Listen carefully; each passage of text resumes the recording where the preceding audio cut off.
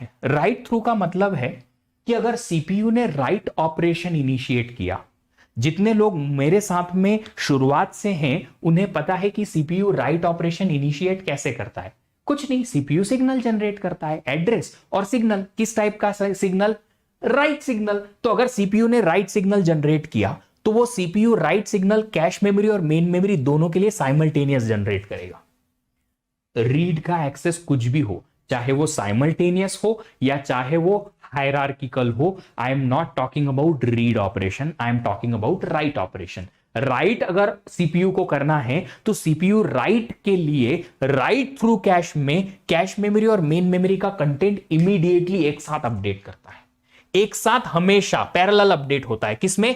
Cache memory और main memory दोनों में। इसका मतलब है, मैं बता देता हूं, सपोज यहां पे एक आई वेरिएबल है जिसकी इनिशियल वैल्यू 0 है, यहां पे भी उसको आपने कॉपी करा के 0 रख लिया। अगर सीपीयू ने उसे अपडेट करना है i1 से, i की वैल्यू 1 से, तो वो 1 यहां भी होगा और साइमल्टेनियसली यहां भी होगा। अगर थोड़ी देर बाद सीपीयू ने उसको 2 करना है तो वो 2 यहां भी होगा, इमीडिएटली यहां भी होगा, साइमल्टेनियसली। तो राइट का operation cache memory main memory दोनों में साइमल्टेनियसली होता है इन द राइट थ्रू। अगर राइट थ्रू है तो इसीलिए देखो दोनों ग्रीन ग्रीन ग्रीन ग्रीन, मतलब जो आई की वैल्यू यहां है वही वहां यहां भी होगी। जो कोई भी कंटेंट कैश मेमोरी में है एज इट इज वैल्यू यहां पे भी रहेगी। Always, yes always. क्यों? क्योंकि अपडेशन दोनों में साइमल्टेनियसली हो रहा है। तो इसका डेफिनेशन में लिख देता हूं राइट थ्रू का। The right operation is performed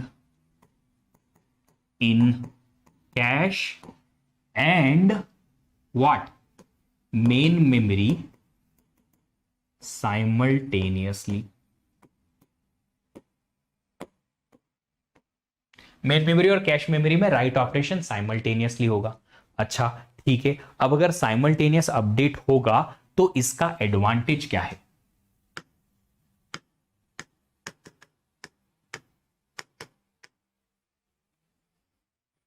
मुस्कुराते रहो।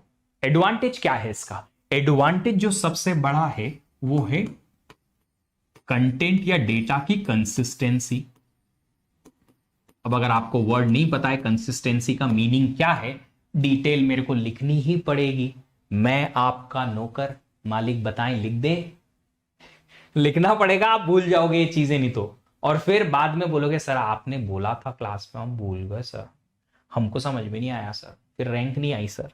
तुम्हारी रैंक के लिए देखो कितनी मेहनत करनी पड़ती है और तुमसे क्या मिलता है मेरे को? कंसिस्टेंटली तुम खुद ही परफॉर्म नहीं करते हो, डेटा की कंसिस्टेंसी ढूंढ रहे हो। कंसिस्टेंटली लर्न करते रहो। डेटा कंसिस्टेंसी का मतलब है cash and main memory will always have same value for a content। कोई एक कंटेंट है उसकी सेम टू सेम वैल्यू कहां मिलेगी? कैश मेमोरी और मेन मेमोरी में एक साथ मिलेगी। ठीक है, अब बात करते हैं यहां पे डिसएडवांटेज की।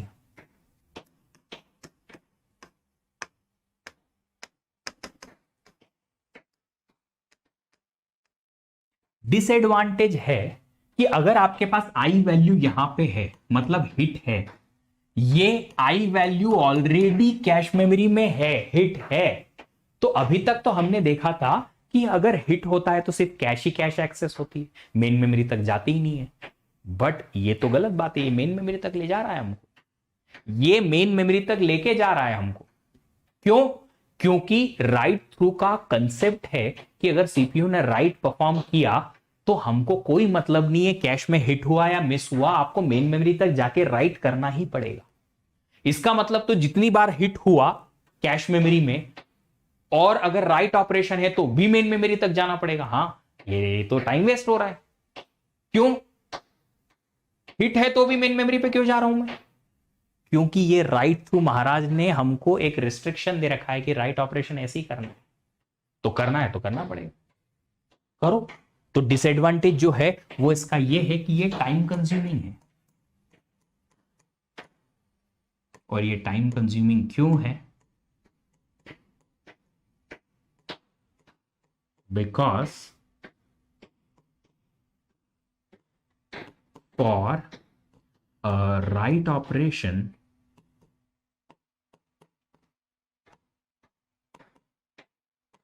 main memory is accessed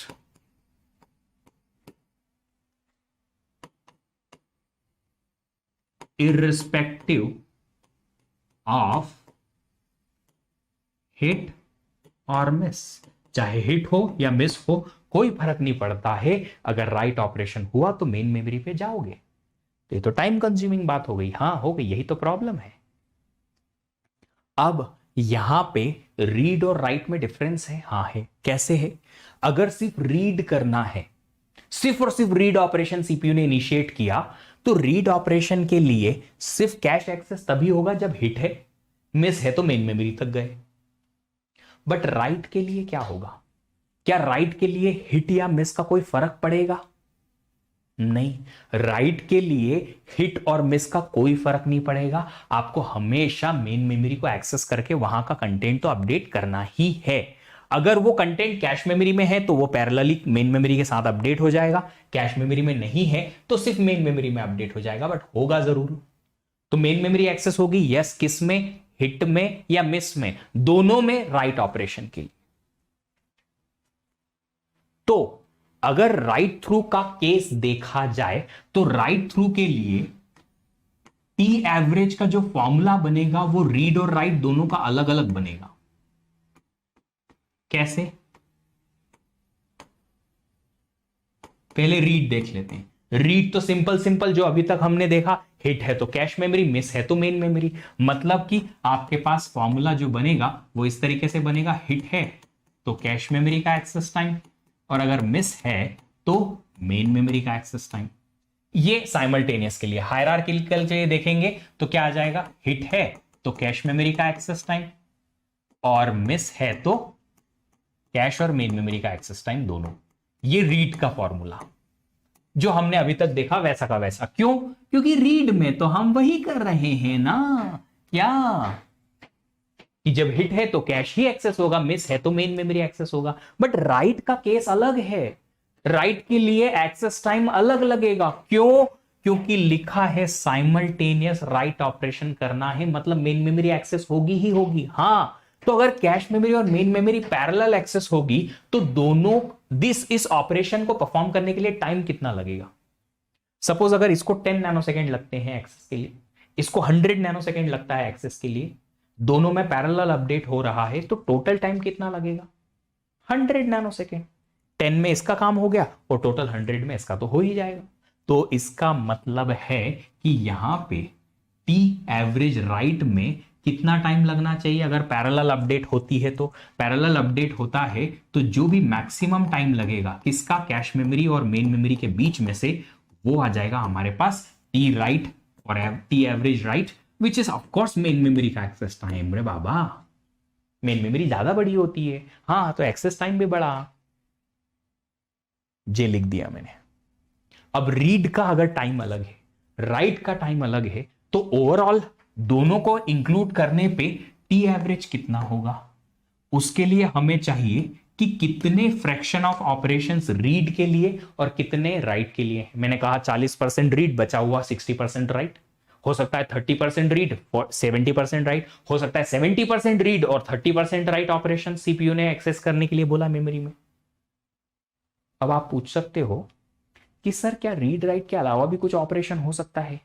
तो मैं तुमसे पूछता हूं कि सोचो तो जरा, मेमोरी में रीड राइट के अलावा और भी कुछ कर सकते हो? कुछ नहीं होता, खाली रीड या राइट होता है। तो टी एवरेज ओवरऑल कितना हो जाएगा? डिपेंड करेगा कि फ्रैक्शन ऑफ रीड कितना है, fraction of read operations into T average read plus fraction of write operation